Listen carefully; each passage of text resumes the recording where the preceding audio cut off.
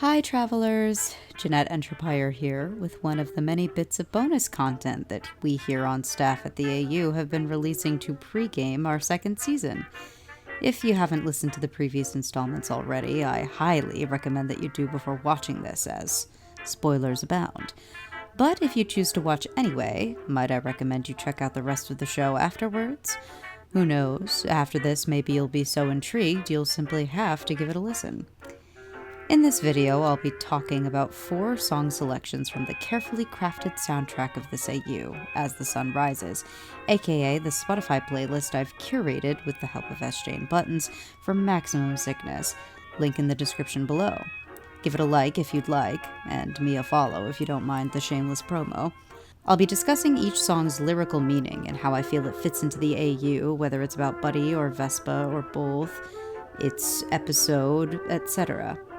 And with that out of the way, let's get started. Song 1, House of the Rising Sun by Dolly Parton. Okay, I know what you're thinking. House of the Rising Sun? Really? What kind of Suicide Squad soundtrack selection is that? But, hear me out. Dolly Parton fucking slaps. And this song can be interpreted to fit Buddy Orinko so well. As it is the introductory song of the playlist, I also wanted to set the tone with something punchy that would leave a lasting impression, much like Orinko herself. Interpreted literally, the lyrics can be read in a relatively straightforward manner. The house being the solar prison where Buddy grew up, etc., etc. But it is Parton's version, which has some variant lyrics written by the singer herself, and with a bit of an abstract interpretation of them, this song works quite nicely for our purposes. Take, for instance, the second verse. My father, he was a gambler. Mother died when I was young, and I've worked since then to pleasure the men in the House of the Rising Sun. Now, I want to preface this by saying that if you haven't read Phoenix of Soul, our reverse Angel of Brahma, you totally should. Not just because SJ's writing is amazing and everyone should appreciate it now, but because it contains some really important context for understanding Buddy's backstory as we've written it in this AU. I'll give you the short of it now. We've basically taken what canon has given us and ran off sprinting with it. Buddy's father is still the prison warden who got taken out by dark matters. Buddy's mother definitely still burst her ego every morning before breakfast. Buddy still released every single prisoner in her father's prison at some point. What canon didn't give us, however, is that now Buddy's mother is the director of Dark Matters, and that she framed her own 17-year-old daughter for the death of her husband in a prison riot that she incited by releasing the inmates. Ouch. Pretty shitty, right? Not to mention there's the fact that Buddy's whole motivation as a pro bono thief is to spite her mother, who maintains that she will never be good. So, with that aside, back to the lyrics. Her father being a gambler, the connection here isn't the most amazing in the world, but I'd like to think of it as he's a gambling man because he knows the risk of chilling in the back pocket of the solar government. The actually interesting part of this stanza, though, as will be the case for most of the song, funnily enough, is the bit about Buddy's mother, who died when she was young. Obviously, she's not literally dead, but she sure as hell is dead to her. From the beginning, SJ and I had it in our heads that Buddy would have initially looked up to her mother and repeatedly attempted to impress her or earn her approval, only to be met with disdain or the feeling that nothing she ever did would ever be good enough, hence the bursting of the ego and what have you. Tangentially related to the concept of being a Robin Hood-esque criminal, as her mommy issues bid her to, since then, i.e. since becoming DM's scapegoat for the murder of her father, she has worked, not to literally pleasure anybody, but rather to be that force of good, working to change the galaxy one flashy heist at a time. The other section I'd like to highlight here before we wrap this baby up is verses 3 and 5, which are the same lyrics repeated. There is a house in New Orleans they call the Rising Sun. It's been the ruin of many a good girl, and, oh God, you know I'm one. As stated previously, there's a pretty obvious analog with the House of the Rising Sun being her father's prison, but also, as stated previously, we are on the train to Mommy Issues Island, choo-choo, so that's not exactly the case. This house is not just a literal prison, but also the metaphorical prison of her mother's expectations for her. This actually ties in textually to 3am 3m. The rising sun is referenced in Buddy's alias of ancient Eos Adal, Eos being the Greek personification of the dawn. The multiple references to a deadly mother figure in the first episode weren't an accident either. In the role Buddy plays that is closest to her mother, traces of her permeate the ruse, from the jokes she tells down to the very name of the persona. And it really has been ruining her since the day she was born. Buddy Orinko is constantly battling against herself and the idea that her mother planted, that she will end up just like her in the end, and that any of the good she strives to do, in spite of it, will all be for naught.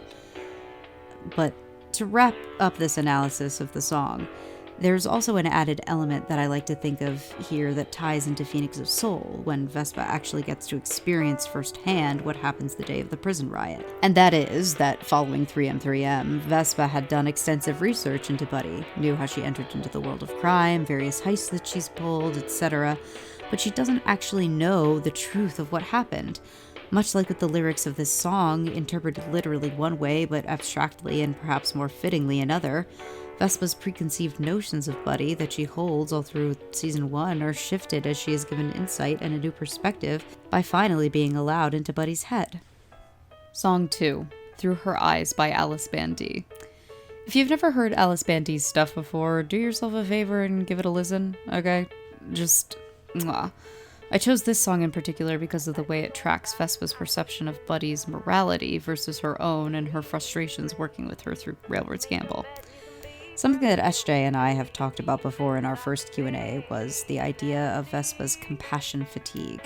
In her altruism, she limits herself in what she will and will not become invested in terms of helping other people and caring about other people, which is very different from how Buddy functions with her more idealistic, I have to do good wherever I can mentality that we discussed in the last song. That being said, the lyrics at the end of the first and second verse demonstrate that discrepancy well. You made your bed and you can be forever guilty, but believe me, you can live without the pain, and all this charity has withered me away. This first line especially harkens to a particular scene in part 2 of Railbird when Buddy chooses to spare Valencia and Engstrom instead of killing them, which then causes Vespa to get frustrated. She doesn't understand how Buddy can continue to be so merciful, especially after all the trouble they have caused already and the potential trouble they could cause for them in the future. The second-person singular of you mirrors how Vespa separates herself from Buddy's own motivations. It's Buddy that has made her bed to lie in and can be forever guilty because of it, as far as Vespa's concerned. And in general, Vespa's entire motivation for going after the Egg of Purus in the first place wasn't to save Mars, it was to find Buddy. All this charity, i.e. the trouble of getting the bomb to save the world, wasn't even something Vespa had invested herself in the first place. The withering away is evidenced by the self-doubt we begin to see Vespa internalizing, planting the seeds for her eventual departure at the end of Final Resting Place. The other part of this song I'd like to bring up, because there's a lot to talk about, and as much as I'd love to talk your ear off more than I'm already doing now, we don't have the time for me to go line by line, is the chorus. When I see through her eyes that nothing will ever change the way she feels, and I know it's her life, but if she doesn't stop, it won't be hers for long. This relates more to the general concept of Vespa finally getting to see what working with Buddy herself is like, as opposed to her aliases, than it does anything else, but it's just as important to discuss as the morality argument. One of the main conflicts in Railbird, as opposed to Train from Nowhere, isn't that Vespa doesn't trust Buddy, although she says it. In fact, it's more the opposite. Vespa is frustrated because Buddy won't trust her, with plans or otherwise. The only time she gets a glimpse, seeing through her eyes, it's because she, A, snooped through Buddy's private alias notes in her breast pocket, B, had the plan osmosis to her brain via Lasoniana telepathy, or C, they're literally about to be captured by the evil xenoanthropologist who's been pursuing them this entire season. And even then, that's after Buddy's already run out of options.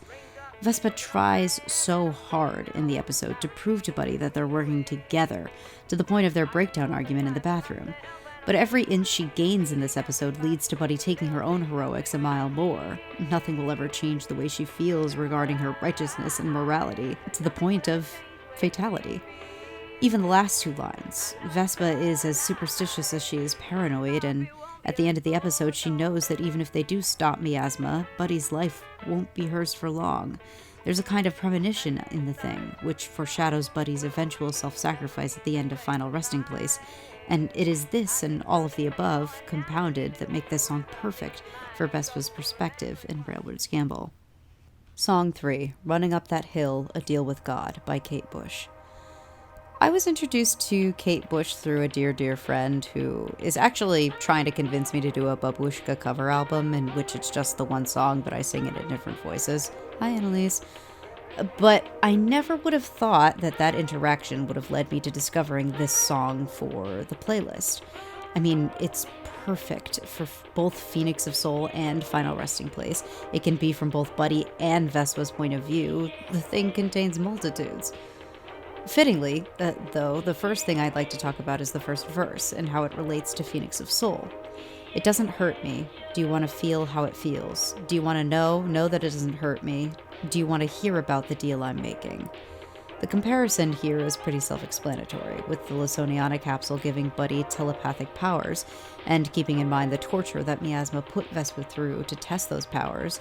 Do you want to feel how it feels can be taken pretty literally within the context of the episode, sharing in each other's physical pain.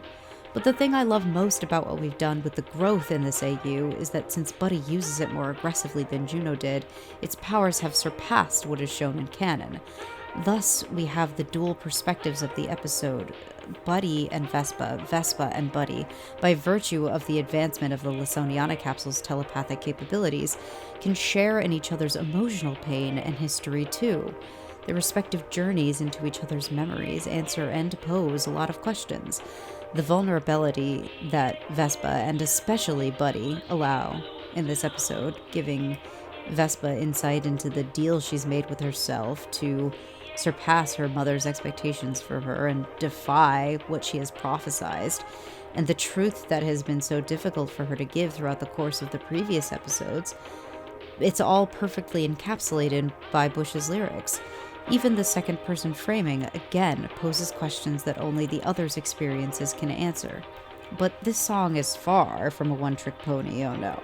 In verse 2, we have the other perspective this song describes that I'd like to talk about Final Resting Place. You don't want to hurt me, but see how deep the bullet lies. Unaware, I'm tearing you asunder. There is thunder in our hearts. There's a lot of, I don't want to call it miscommunication per se in Final Resting Place, but there's definitely a lot of insecurities on both sides. Vespa thinking she's not good enough for Buddy because she's selfish and doesn't care about the greater good, and is holding Buddy back from her true potential. And Buddy thinking she's not good enough for Vespa because she doesn't think she's deserving of the care that Vespa so sparingly gives, along with a slew of mommy issues and whatever else.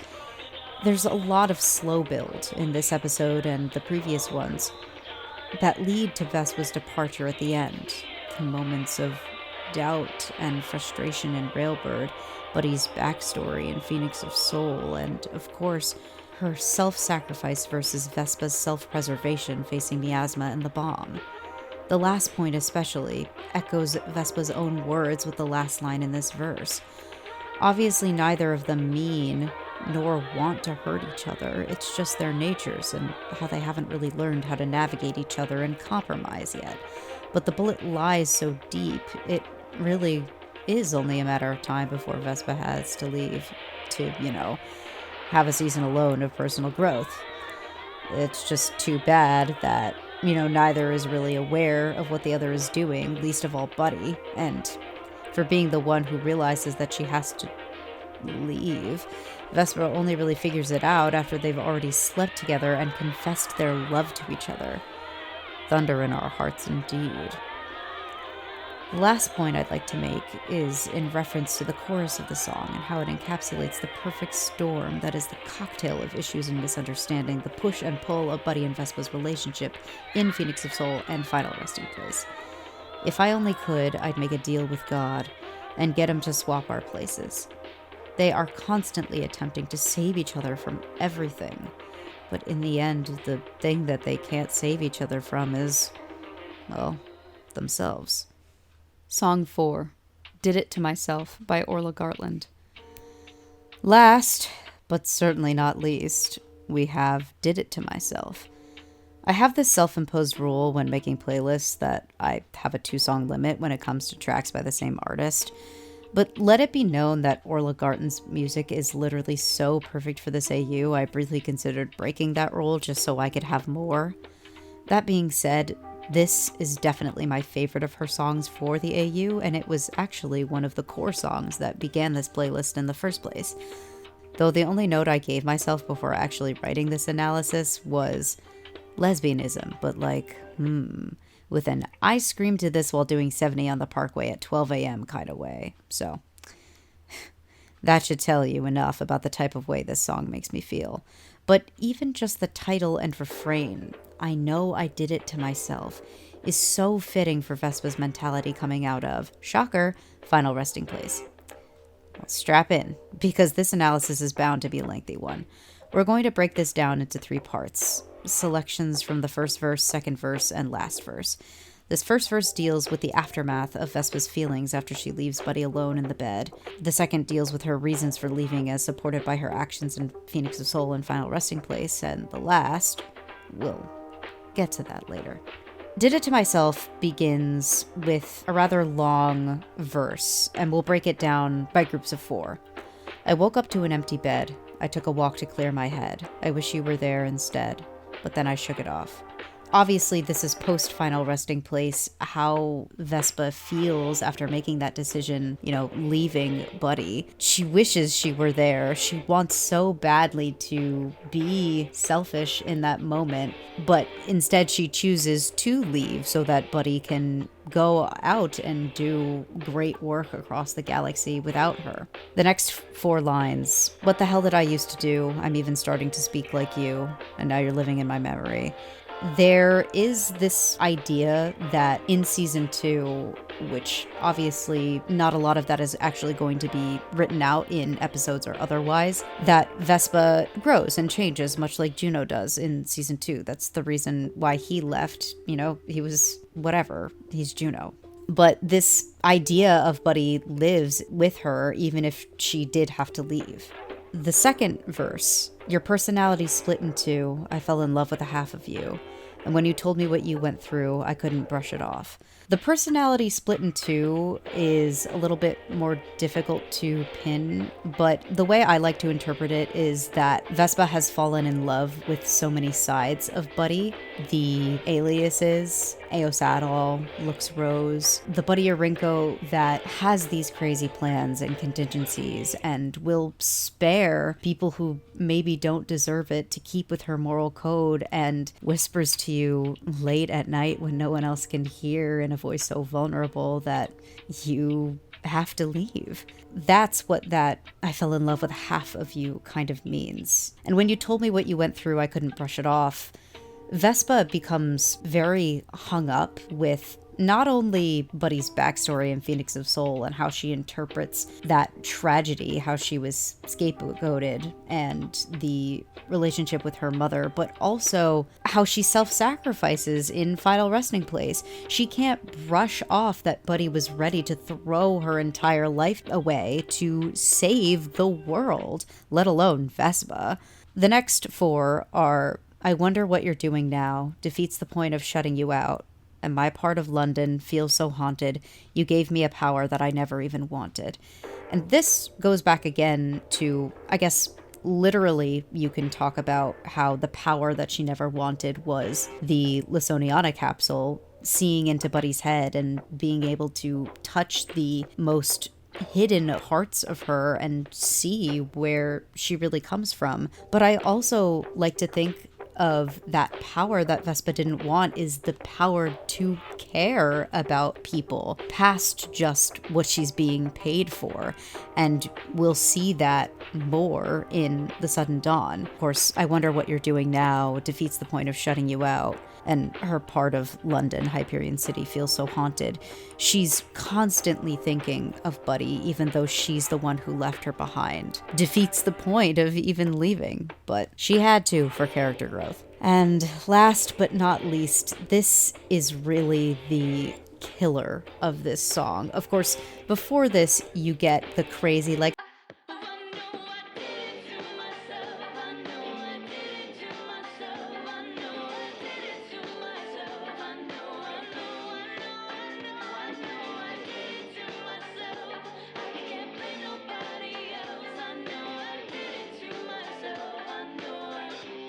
But the last 4 lines that really kill me.